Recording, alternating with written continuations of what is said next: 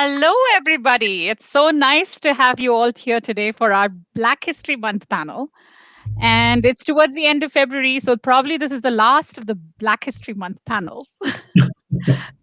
And I am so overwhelmed by this amazing team of panelists that I have today. So I'm going to let you all introduce yourself. My name is Mary Thomas, and I've been a journalist for about 22 years across different continents. I've been in Canada just for 12, and I've loved my experience here, both positives and negatives. Everything teaches you to be who you are. So I've just loved all my experiences here. And I'm hoping that all of you will share similar experiences of your journey here in Canada. So can I just go over to Tope Oriola? Is that how you pronounce your name? That is correct, yes. Thank you. Can you give us a quick introduction about your journey in Canada? Thank you very much, Mary, for having me, and thank you to my co-panelists. I arrived in Canada in December of 2005. I came in as an international student at the University of Manitoba, and therefore it would be exactly 16 years at the end of this year. Now, I finished up my master's in Manitoba, moved to the University of Alberta for my PhD. I was briefly a professor at UMass Boston, the University of Massachusetts Boston, for a year, and then returned to my alma mater, the University of Alberta, where I am currently a professor of criminology. Thank you. Awesome. Great. Thank you so much for joining our panel today. I'm going to go over to Sam Oboh. He has a lot of credentials, so I hope he quickly, gives us a gist of everything. Actually, Mary, there's no much credential. I'm not as credentialed like my esteemed, Tope Oriola. Oh, by the way, congratulations, Tope, for your appointment yesterday as the advisor, right? On the police reform. That's really something that to be very proud of. Yes. Thank you so much. And also the fact that you're on the front cover of the University of Alberta webpage. Well, notoriety, I guess. So that's good. Anyway. My name is Sam Oboh, and nice being on your panel again, Mary. I think the last time you interviewed me was with Amahit Sohi. Yeah, and Louis Cardinal. Yeah. Yes, and Louis Cardinal. Yes, I remember that. It feels like yesterday, but that's some few years now. Yeah. So I'm an architect by profession, and I came into Canada in 2003. December 13, 2003, just a day after Paul Martin became the Prime Minister of Canada. Wow. And I still remember that, flying from Maun in Botswana in the Okavango Delta region. The temperature on that day when we were leaving was about 30-something degrees Celsius. And we landed in Calgary on the 13th. And I think the temperature was like minus 20-something. I can't remember exactly. Now, before then, back in Botswana and in South Africa, we always go to, there's the Costco equivalent in Botswana is called Metsef. So we go to Metsef, go to the cold room, and, feel that we can stand all the cold in Canada. We felt that Canadians are just full of exaggeration. Why? Because the freezing point of water is 0 degrees Celsius. How cold can it get after something has turned into an ice block? So we just felt, this whole minus 20, minus 10, whatever it is. But we got to Calgary. Immediately getting to Calgary, it was actually a very warm welcome. The immigration people say, "Oh, welcome to Canada," and it felt so good. And immediately we stepped out of the airport, I got this burning sensation. What on earth is this?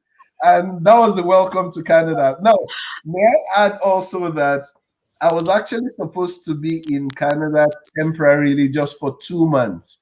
And this is my 18th year. I think I'm still in my second month, here. Because, I came in, right, we got the permanent residence, which we applied for at the Canadian Embassy in Pretoria.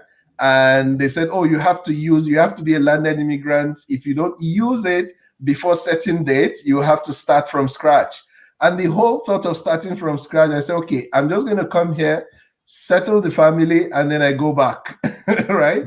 And the rest is history. But I've been very grateful, probably just like a few of us, on this panel, that Canada has, this is actually the longest I've ever stayed anywhere, right? And I'm really glad, right, to be Canadian is really something that I'm really very proud of. And I thank you all for making Canada a very warm place for us.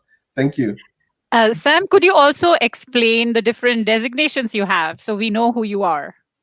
Oh, the designation. The simple designation, I'm an architect, right? Yeah, the FAIA is, I'm a fellow of the American Institute of Architects. I'm also a fellow of the Royal Architectural Institute of Canada, as well as the PPRAICs. I'm a past president of the Royal Architectural Institute of Canada. I think that's enough. And you're also a consul to an African country. Okay. Yes, I'm the honorary consul for the Republic of Botswana in Canada. Thank you. So thank you so much. And so we have such a decorated panel, and I feel really tiny right now. But it's just amazing to be able to have a conversation with all of you guys. I'm going to go to Moji Taiwo, and I know that you have a long, beautiful history that you're going to share with us. I'm so impressed that you're an author, and I always wanted to write a book myself. So probably I can take some counsel from you. Can you just give us a quick introduction about your journey in Canada? Well, thank you so much for having me. And it's a pleasure to meet my brothers, actually. So if I take anything away from this evening, it's the fact that you allow me to meet you and to meet my brothers. As you know, my name is Moji Taiwo. I came into Canada on February 27th. So in 2 days, it will be 43 years that I've been in Canada. Wow. And I landed in Calgary on a very, very, very cold February day. So anyways, fast forward, I have a connection somehow with all three of you. I trained as a journalist, a broadcast journalist here in Canada. And from experience and challenges, having the kind of accent that I had and the color and the name, I veered into criminology. So I ended up being with Alberta Justice Young Offender Branch for 31 years before I retired 4 years ago. And then I wrote my book, which is a chronicle of an immigrant's journey. That is amazing. Putting everything together in a book. So that's what my book is about. It says I give because I'm blessed because I give. But it's actually a chronicle of an immigrant's journey, outlining all my blessings along the way, my challenges along the way. Sometimes I see my challenges as a blessing in retrospect. So everything is in there. And, as my brother Sam said, I didn't come to stay. I came as a student, actually, and waiting for Nigeria to change and to be better. And I waited a long time, and I'm glad I did. But that is not to say that there are no challenges here. Yeah. Which were tantamount at that time, but has improved a bit, but sadly, we're still talking about them today, after 40 years. So I'm a mother of 3 grown and a grandmother of 3. Wow. And I'm involved with all kinds of community stuff. I'm a founding member of the Nigerian Canadian Association of Calgary, and we've been around for over 25 years. I'm a founding member of the Yoruba Foundation Calgary, and currently I'm with the Women of Vision Society of Alberta, which we founded also 8 years ago. So that's all in a nutshell. That's awesome. I'm so impressed. I'm going to start with you, Moji, because you just stepped a little bit into the direction that I'm going to take for this panel. And that is about, we're still talking about the same topic. So what is that topic, and how did you feel about it when you came here? And how do you feel about it now? Has the shift been positive? And has it been as good as you anticipated? Or what can we do to make it faster? Well, the question is, has it been better? I would like to believe that it's better. But then I didn't know that it was worse when I came, because until you experience something, you don't really have a voice or a say about it. So my welcome at the airport was fantastic. The first neighbor that I met, because the home that I was supposed to be going to, nobody was there and nobody met me at the airport.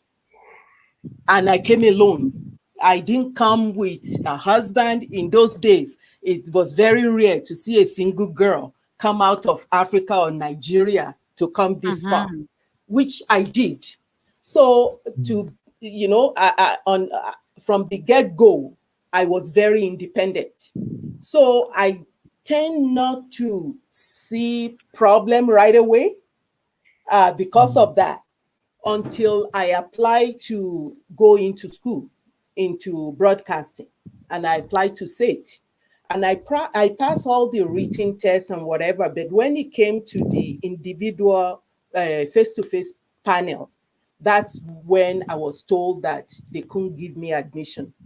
And of course, I asked why. And in those days, you don't know your rights, and there were no rights really. They were, brave and bold enough to tell me it's because of my accent. Ooh. Yeah, wow. They were honest and told me it was because of my accent.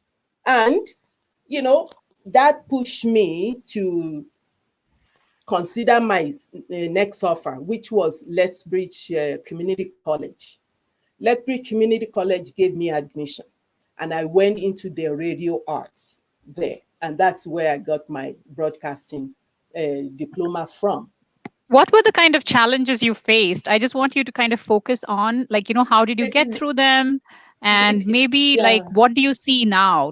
How is there a shift you see? Because you need to be a little more. The challenges are the same. As an immigrant, you work harder than anybody else. I remember having to prove myself over and over, and that was from the time I applied to SAIT, through my first job in a radio station, to university, and through my career with Justice Department. The only difference now is that there are so many of us. In those days, there are only few of us, and nobody will sit with you in the public transport. Wow. But now people sit together. Some people will still shift or whatever. But in those days, if we went to church, nobody will sit with you. Oh, wow. And the people who stop to talk to you, they stop to talk to you because they feel sorry for you, that you must be so poor. You came from that place where they live on the trees. Wow. Because that's all they knew. So it's different now because there are so many faces that looks like us. There are so many people that sounds like us. But what is not so good now is the outright racism and the fact that people have been emboldened to, come out. Because in those days, if you notice it and you challenge people, they will kind of recoil and they'll say, oh, no, I don't mean it. I didn't mean it that way. But now they're emboldened to be racist and to come out. And when I say now, I don't mean since 4 years ago because Trump became president. I saw it on my job throughout how people were emboldened because other people, before I became a manager, other managers actually will see what's going on, but those people became more popular instead of being held responsible. Thanks so much, Moji. I'm going to quickly go to Sam to find out his experience. Do you find that there was any systemic changes within the system that, have developed into a more positive or less positive situation for Black people in Canada? Yeah, I think it's work in progress. I mean, it's probably not as worse as Moji's era, right? Because we probably have people like Moji and the rest to thank, right? For some of the things we benefited. Because I remember speaking to a common friend of ours. We talked about Efa Etoroma, who's been here for almost 40 something years. Also, he has the same kind of story as to what the situation used to be in terms of that. So I think we have our forebearers, right? The Mojis and the Efas and the Michael Lawals and and all that to thank. But I think when we got here, the challenges were still there. I remember when I wanted to get registered as an architect. Personally, I find the challenge more from the community, right, perspective than anything, and I'll explain what I mean. I reached out to a few people in the community, especially people that I knew that were architects in the past. And the first thing they told me was, don't bother yourself. This is a white dominated profession and you cannot reach that. But for me, just because of my nature, I just decided, okay, you know what, why not go to the right source? So that was how I went to the Royal Architectural Institute of Canada and the Alberta Association of Architects. And maybe it's just because I'm fortunate. The executive director at the Alberta Association of Architects at that time was Naomi Minja, who is a Tanzanian. Maybe that did a difference. I don't know. But she was able to explain the process to me, that you have to write these exams, you have to do this. And that was what I did. And within 9 months, I did the exams. And I didn't know that I was actually blazing a trail, if I may put it that way. That usually that's an exam that takes people like 5 years, 10 years. I had people in my office at that time that had spent almost 10, 15 years and couldn't get their registration at that time. And that success, also made me a target, right? Because I was called the Golden Boy. And this is where I learned about the value of allyship, right? I had a boss, at that time who was very, very supportive. He's a Caucasian, but very, very supportive. In fact, when I passed my exams, he parades me in the office and said, "Did you see that Sam just passed the exam?" That is amazing. Wow. I resorted to not telling anyone because there were 9 exams. After the first one, when he did that, I felt so uncomfortable because I saw the eyes on me, and I resorted that I'm not going to be telling anyone, right? And because of that, behind the scene, they call the Golden Boy and all that. Now, all I'm just trying to say is that the experiences as a Black person, I needed to prove myself, and I saw how a few people in the office at that time didn't have to do all that and all that. But I was glad, to have the opportunity, right, to do that. So what has changed at that time? I was fortunate to be part of the Royal Architectural Institute of Canada, executive, the board of the RAIC, where we started in conjunction with what we call CALA, the Canadian the association of the licensing authorities, the Canadian architectural licensing authorities across the country. Through the RAIC, we started an initiative called BIFA, the Broadly Experienced Foreign Architects. And it was funded by HRSDC in those days, called Employment Canada, right? To actually show how we can get people with foreign credentials, right, to become licensed, right, here in Canada. And it became a model, right, for other professions and all that. It was quite successful. And so that's an alternative path. It wasn't meant to be a shortcut, but it's an alternative path that, frankly speaking, why should we be having people that are medical doctors, in other countries driving cabs here in Canada?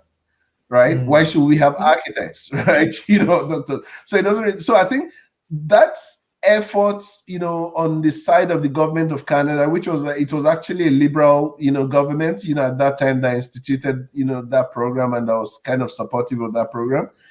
That kind of program gave me a lot of courage, and confidence that yes, it may seem as if, there is systemic racism for some. It may actually be that there is systemic racism for many, but the fact that you have a government that is responsive, that is actually making effort to do something, was something that I found positive. Then secondly, I felt within our community that sometimes the intention to do something is there on the side of the government, but there's no one to give them the right direction, to tell them the personal experience from the community. So when we kind of antagonize and say, oh, the government, oh, there's this, there's that, I said, I think it's better for us to be at the table so that we can guide and provide a direction. Is more beneficial. I believe that there is a role for carrying placard and marching on the street. But like I always tell a lot of my compatriots, for people that are going to be in the boardroom having that conversation, they need to point out to look at people on the streets, protesting. You need to do this, you need to do that. I just think that it has that allyship, collaboration, and it's anyway, it's work in progress, Mary. That's all I can say. Yeah. Thank you so much, Sam, for that. That's so true, actually. Can I just add something to what you just said, Sam? Our engineers were driving cabs in Calgary in those days. And it's through that placards that us marching and challenging and inviting Shell and those companies into a round table, that's when they started acknowledging our graduates, not only from here, but from Nigeria. That's when the floodgates of engineers came to Alberta. You see why I said for that, Moji Taiwo. I'll have to move to Dr. Oriola now because we have very little time left. So I want you, Doctor, to take us through your life journey and how it evolved over the years that you've been here. I guess I would acknowledge my privilege in that regard. I think I came in a way that it's probably somewhat similar to Sam's. I arrived with a graduate scholarship to the University of Manitoba for my master's. And therefore, that made a huge difference.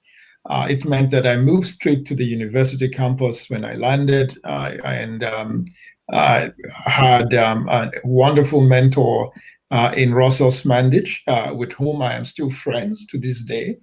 I spoke with him as recently as 2 days ago. That's how close we are and continue to be. And then I moved on to the U of A, as I mentioned earlier, for my PhD. Again, had a wonderful mentor in Kevin Agati, who is still a very good friend and a senior colleague in the same department, same floor and all that. So I would say that I have been spared perhaps some of the more egregious kinds of experiences that the average person who came maybe on a visitor's visa or came even as a permanent resident and had to face the economy, the labor market right off the top. I had a 4.5 year, I'll take that back, a 5.5 year cushion between my master's and my PhD before going to the labor market. Now, but I in acknowledging that, I'm not denying the presence of major social issues.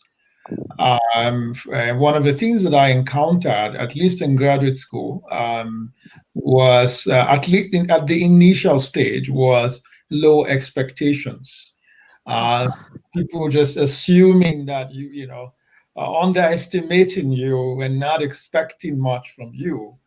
And my favorite example for that would be my entry to the U of A, again on a full scholarship, approximately $100,000 guaranteed funding over a 4-year period. And then within the first year of my program, I ran into someone, one of the professors at the time, whose name I won't mention, and and then we got talking. This was at his train station, and then he said, "Oh, so how's the program going?" I said, "Oh, I'm still taking classes and so on." And then he said, "Oh, yeah, you've not dropped out." So, Oh, wow. which was the height of irrationality when you look at it. I was on a full scholarship. 1 or 4 or 5 people out of 10 offered that sort of funding in the department at the time. It just didn't make any sense. I ended up finishing my coursework with a perfect GPA. I would like to know what you said to him. Now keep in mind there was a massive gap. This was a full professor speaking with a first-year PhD student. Okay. I did not say a word. I was there was deference. Yeah, I was too shocked. It wasn't. I didn't keep quiet because he was a prof. I was a student. That was not the reason. I was just shocked, and just was lost for words. Well, he now knows I did not drop out because we teach in the same faculty now. And I think if I'm going to be fair and balanced about it, I think he now knows. He understands that was a gaffe. I never brought it up. And in fact, I would consider him today an ally. And so for me, what that teaches for me is a level of magnanimity and graciousness through it all. And to be able to separate such microaggressions and what I would call diarrhea of the mouth that you may encounter, and separate that from structural inhibitions. Yeah. So that my focus has always been the structure. Very true. I don't worry about, this cashier didn't treat me well. Well, if my money is there, I will get my money. If you're having a bad day, that's good, but can I just, do my transactions and go? The focus has to be the structure. It's hard to legislate that people should be nice. Yeah. We have to understand that. And I'd like to make that distinction between structural or macro sociological barriers, meso sociological barriers, so organizations, institutions, and before that, the broader society, and then the micro level, face-to-face, mundane, everyday interactions. We have to make those distinctions. Now, as long as we're carrying ourselves with dignity and so on, I think it provides a modicum of shield. It doesn't mean you won't have certain negative experiences, but as long as you're not being denied the things that you deserve and you're qualified for, the rest is easy. Okay, I'm going to take off from that statement. I know that a lot of Black communities are denied many things precisely because of their Blackness. I'm aware of how students who don't perform very well in math are told you should take sports and you can clear this program. I know this is happening. And I also know that there's a lot more incarceration in the Black community as compared to the white community, for example. And people don't look at them as criminals, even though they have done a crime, but they will look at much easily at a Black person who's done something small as a criminal. So there is a lot of these things which coexist with our very happy situations. So I just wanted to ask Moji about her experiences with these kind of things, which are very structural. They are very much systemic. And so how, as Sam mentioned, that we should be at the table, I agree, but everybody's not able to be at the table. So how do they move their cases and causes that they have experienced at a systemic level to the government? How do they do that? Well, that's a good question because, like I said, I work with a Justice Department and I work at a young offender center. So I had first-hand contact with Black kids, minority kids being brought into corrections, into jail for minute offenses in comparative to the other kids. And I worked that system, like I said, for over 30 years in different levels. So Sam said we have to be at the table. I quite agree with that. The unfortunate part is that because there is only a few of us allowed into that table, you are constantly educating, nudging, challenging sometimes, and advocating for these people, for these young kids, because of course, education is very important. Once our kids or Black kids are marginalized and moved into the Justice Department or the jails, they are labeled and they're stigmatized, and it's hard to break that stigma. So you have somebody like me who happened to be, and I believe up till this moment, I was the only Black and the only female that went through the ranks until I retired. So I was at that table, but it was very tiring for one person constantly, not only advocating for the kids in the front line, advocating with them, with the lawyers, advocating with them, with the police department, advocating with them, with the judges. So, yes, we have to be there, and it would have been worse. And I can say that if I wasn't there, but that is not to say that we cannot continue, because that's the only choice we have. It's to continue to be at the table. So you're telling everybody else that there is space for you all.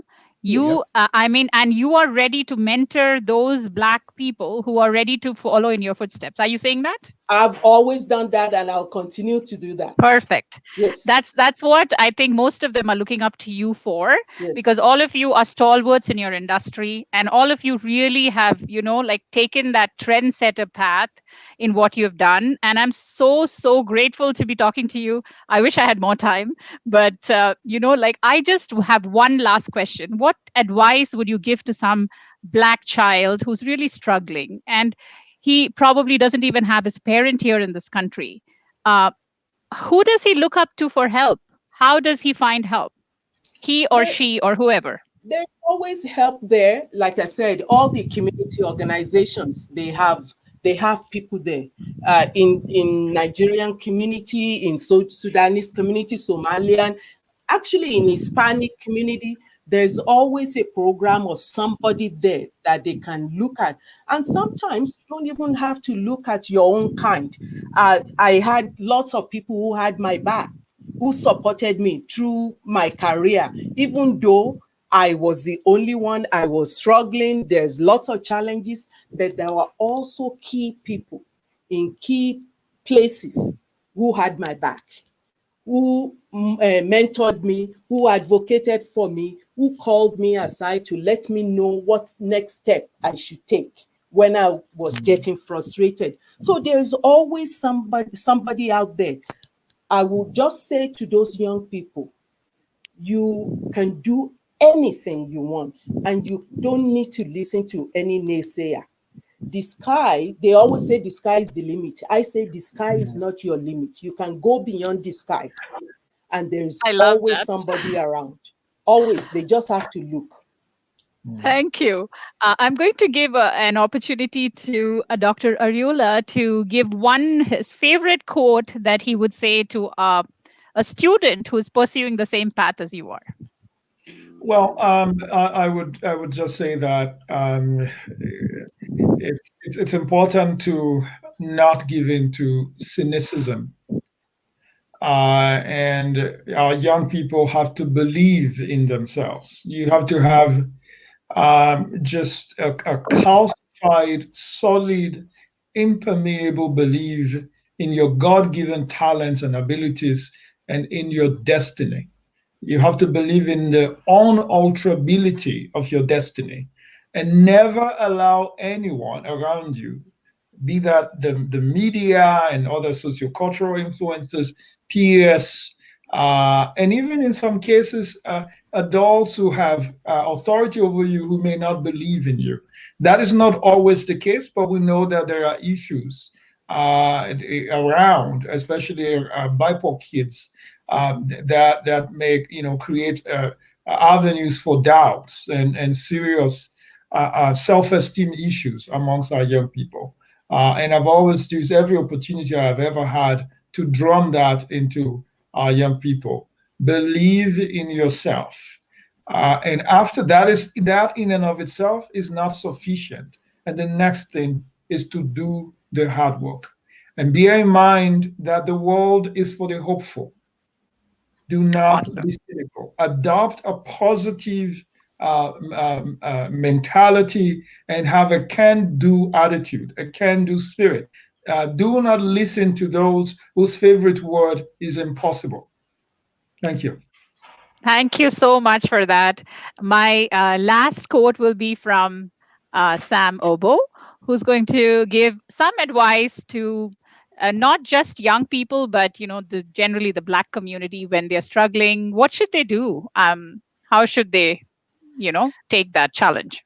Well, sometimes I always think that they don't even need advice because of the resilience in the community. But having said that, everybody does need advice. I think I boil it down to, a few things. Like I said, you have to have the 3 Ds of life, right? The letter D, right? First, you have to have the desire to want to succeed, or the desire to actually want to get something done. The second D is you need to have that dedication, right? To that craft, to whatever it is that you're doing, and just add a dose of, discipline to it, and the rest is history. So irrespective of whatever obstacles that is put in your way, as long as you have the desire, you're dedicated to that, and you have that discipline, right, to get it done, your chances of being very successful is higher, right? With that said, I always say to people, always go to the right source. With my own experience in Canada, go to the right source. You know how they say, oh, you find yourself in the jungle in Africa, and then you have a lion trying to attack you and a leopard trying to get hold of you. Just assume that you're kind of like that. And, a friend of mine said, so what will you do if you're in that kind of situation? And a friend of mine said, well, I'll just stop assuming. And I thought that was really interesting, because that scenario is actually in the mind. You already, out of yourself just because someone says, oh, there's lion, there's this. No. The battle is in your mind, right? Most of the people in our community, and that's the first thing I always tell them, anything you set your mind to do, you'll be able to do it, irrespective of, just like, Professor Oriola just said, irrespective of what you're told that you can't do it, you can prove them wrong. I mean, I look at, this young, lad, that was born in Lagos, grew up in Yola, right, in a very, very, small, tiny town, in Canada, with the opportunity to do a whole lot of things. So you can actually do anything your mind is set up, right? I think, yeah, there's nothing more to say. I know that our community is very resilient, and we're also very creative. We're also we just need to band together and know that we have what it takes, right? To make it happen. This was the most amazingly, incredibly hopeful panel that I have interviewed. And I really, really enjoyed my conversations with you. It's just something that, people all need to keep in mind, is to have hope.